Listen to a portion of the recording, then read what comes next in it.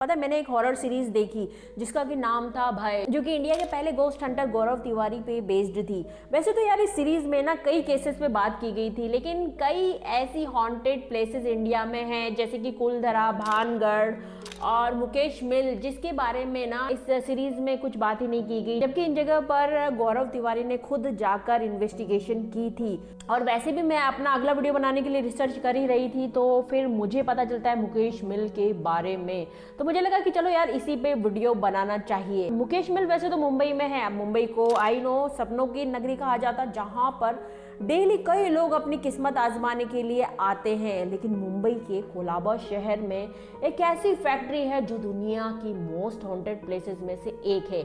अब यार इसमें रात में जाना तो छोड़ दो, अगर आप दिन में भी जाओगे ना तो भाई साहब आपको इतना नेगेटिविटी और पैरानॉर्मल चीजें फील होगी कि मे भी हो सकता है कि आप अपना दिमागी संतुलन खो दो। आखिर क्या हुआ था 1970 की रात इस फैक्ट्री में कि एक खुशहाल चलती फिरती फैक्ट्री एक हॉन्टेड प्लेस बनकर रह गई? यही हम जानेंगे आज के वीडियो में। मुकेश मिल की शुरुआत 1870 में हुई थी और ये एक कपड़ा बनाने वाली फैक्ट्री थी। और उस टाइम भारत में अंग्रेजों का शासन हुआ करता था और मुंबई नहीं बल्कि बॉम्बे था। और ये बॉम्बे की सबसे बड़ी और सक्सेसफुल मिल में से एक था। लेकिन एक दिन अचानक इस मिल में एक भयानक आग लग जाती है। अब यह आग इतनी ज्यादा फैली हुई थी कि इसको बुझाने में ना कई दिन लग जाते हैं। और इसी वजह से उस मिल में उस समय जो मजदूर काम कर रहे थे वो जिंदा जलकर मर जाते हैं। और उसके कई साल बाद इस मिल को फिर से ठीक किया गया और इसमें काम फिर से शुरू किया गया। लेकिन फिर अचानक पता नहीं कैसे इस फैक्ट्री में फिर से आग लग गई और उसके बाद इस फैक्ट्री के ऑनर ने इसको हमेशा के लिए बंद कर दिया गया। और उसके बाद कभी भी इसको ठीक करने या कंस्ट्रक्शन की कोशिश की ही नहीं गई। कहा जाता है कि उस आग वाले हादसे में जितने भी मजदूर जिंदा जलकर मर गए थे उनकी आत्माओं को मुक्ति नहीं मिली थी और वो आत्माएं आज भी इस फैक्ट्री में भटकती रहती हैं। मुकेश मिल तो बंद हो चुकी थी, लेकिन पता नहीं क्यों बॉलीवुड के मेकर्स को ये लोकेशन पसंद आने लगी और यहाँ पर कई हॉरर मूवीज की शूटिंग शुरू हो गई। लेकिन शूटिंग के दौरान बॉलीवुड के एक्टर और एक्ट्रेसेस और क्रू मेंबर के साथ कई पैरानॉर्मल चीजें होती रहती थी। जैसे कि एक बार वहां पर बॉलीवुड हॉरर मूवी की शूटिंग चल रही थी। अब वहां पर सब सेट हो चुका था, कैमरा, लाइट और माइक। और जैसे ही शूटिंग शुरू हुई एक्ट्रेस पहले तो अपनी लाइन बोल रही थी, लेकिन फिर अचानक वो चुप हो जाती है और उसका बिहेवियर चेंज होने लगा। उसकी आवाज़ बिल्कुल बदल चुकी थी और उसको देखने से ऐसा लग रहा था कि वो पॉजेस्ड हो चुकी थी। और वो इतनी ज़ोर से चिल्लाई कि जितने भी आर्टिस्ट और क्रू मेंबर वहाँ थे वो बहुत ज़्यादा डर गए थे और उसने ये कहा कि ये जगह छोड़कर चले जाओ। और उसके बाद वो अचानक बेहोश हो गई और उसको कुछ याद नहीं था कि थोड़ी देर पहले उसने क्या किया।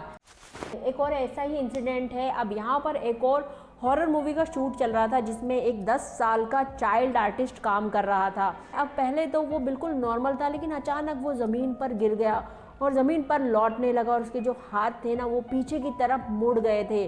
उसके बाद क्रू मेंबर काफ़ी डर गए थे और वो हेल्प के लिए जैसे ही उस बच्चे के पास पहुँचे तो बस पलक झपकते ही वो बच्चा उठकर बैठ गया। और ऐसा लगने लगा कि थोड़ी देर पहले कुछ हुआ ही नहीं था, क्योंकि उस बच्चे को कुछ भी याद नहीं था जो थोड़ी देर पहले उसने किया था। कई बॉलीवुड के स्टार जिन्होंने मुकेश मिल में शूटिंग की थी उनके एक्सपीरियंस इतने ज़्यादा स्कैरी थे, जिनमें से एक थी बिपाशा बसु। अब बिपाशा बसु मुकेश मिल में एक हॉरर मूवी की शूटिंग कर रही थी। पता नहीं क्यों बार बार वो लाइनें भूल रही थी, मतलब जो उनके डायलॉग होते हैं ना उनकी लाइन्स वो बार बार भूल रही थी मुकेश मिल के एक सर्टन एरिया में। और तो और जो क्रू मेंबर थे उनको भी काफ़ी पैरानॉर्मल चीज़ें वहाँ फील होने लगी थी। तो उन्होंने सोचा कि क्यों ना एक काम किया जाए, यहाँ पर पूजा करवा ली जाए ताकि नेक्स्ट डे की शूटिंग काफ़ी स्मूथ चले।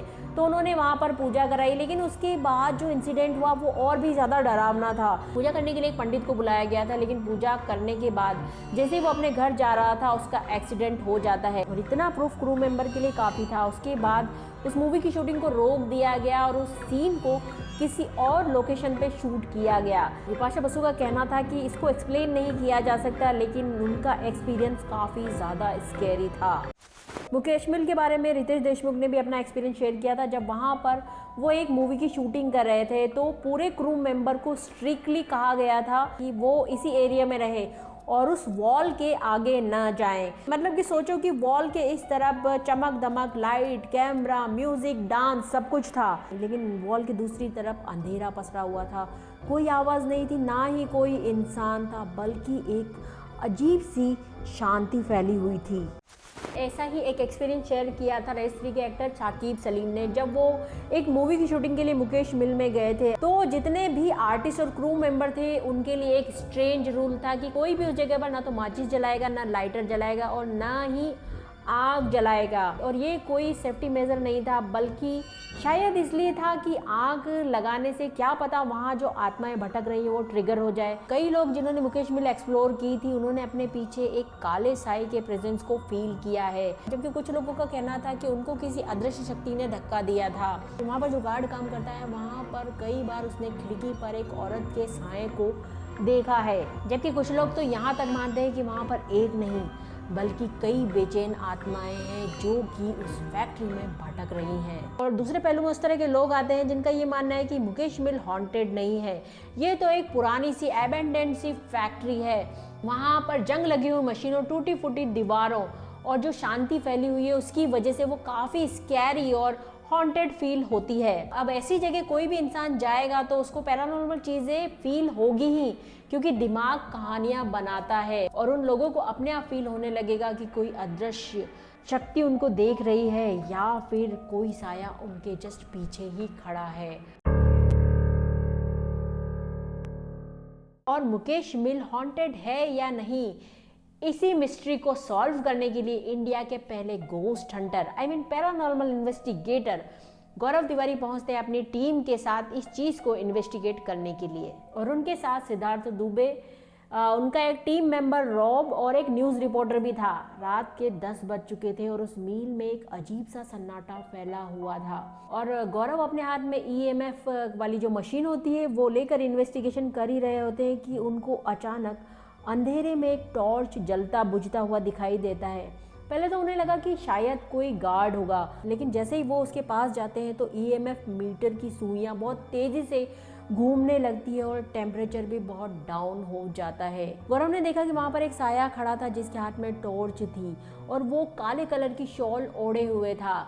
गौरव ने ट्राई किया कि वो साये से बात करे, लेकिन अचानक वो साया गायब हो जाता है और जो टॉर्च होती है ना वो ज़मीन पे गिर जाती है। वो इस चीज़ को इन्वेस्टिगेट कर ही रहे होते हैं कि उनको सिद्धार्थ दुबे की चीखने की आवाज़ सुनाई देती है और जैसे ही वो उस तरफ जाते हैं तो उन्होंने देखा कि सिद्धार्थ दुबे अपनी गर्दन छुड़ाने की कोशिश कर रहा था और काफ़ी तड़प रहा था। देखने से ऐसा लग रहा था कि कोई अदृश्य शक्ति उनकी गर्दन को लगातार दबा रही थी। अब जैसे जैसे उनको छुड़ाया गया उसके बाद जो उनका टीम मेंबर था रॉब, उसने EVP मीटर हाथ में लिया और उस आत्मा से पूछा कि तुम कौन हो, लेकिन दूसरी तरफ से कोई जवाब नहीं आया बल्कि एक अजीब सी शांति फैल गई। फिर रॉब ने कहा कि अगर तुम आदमी हो तो 1 बीप दबाओ और औरत हो तो 2 बीप दबाओ और उसके बाद 1 बीप सुनाई दी। और इस इंसिडेंट के बाद रात के 1 बजे अचानक से सिद्धार्थ दुबे गायब हो जाते हैं। उनको ढूंढने की काफ़ी कोशिश की जाती है, लेकिन उसके बाद एक भयानक तूफान आ जाता है और बारिश होने लग जाती है। फिर काफ़ी देर के बाद सिद्धार्थ दुबे खुद गौरव तिवारी के सामने आ जाते हैं। तो गौरव तिवारी ने सिद्धार्थ दुबे से पूछा कि तुम कहाँ गए थे, मैं तो तुम्हें कब से ढूंढ रहा था। तो सिद्धार्थ दुबे ने कहा कि जब मैं यहाँ आया था तभी बेहोश हो चुका था और जब मुझे होश आया तब तुम्हारे पास आया हूँ। तब जाकर गौरव तिवारी को समझ में आया कि जो सिद्धार्थ दुबे बनकर इतने टाइम से उसके साथ घूम रहा था वो सिद्धार्थ दुबे नहीं था, बल्कि सिद्धार्थ दुबे के रूप में कोई आत्मा थी। और इसके बाद तुरंत ही गौरव तिवारी और उनकी टीम मुकेश मिल को छोड़कर चले जाते हैं। कई चीज़ें ऐसी होती जिनका कोई एक्सप्लेनेशन नहीं होता, जिनमें से एक है मुकेश मिल, लेकिन ऐसी चीज़ों से दूर रहने में ही आपकी भलाई है। ऐसी ही एक मिस्ट्री है बिहार के अर्बन लीजेंड की, जो कि आने जाने वाले लोगों से बीड़ी मांगता है। तो अगर आपको मेरा ये वीडियो पसंद आया तो जो ये वीडियो आई बटन पे लगा हुआ है ये भी आपको ज़रूर पसंद आएगा, तो जाओ और फटाफट देख लो।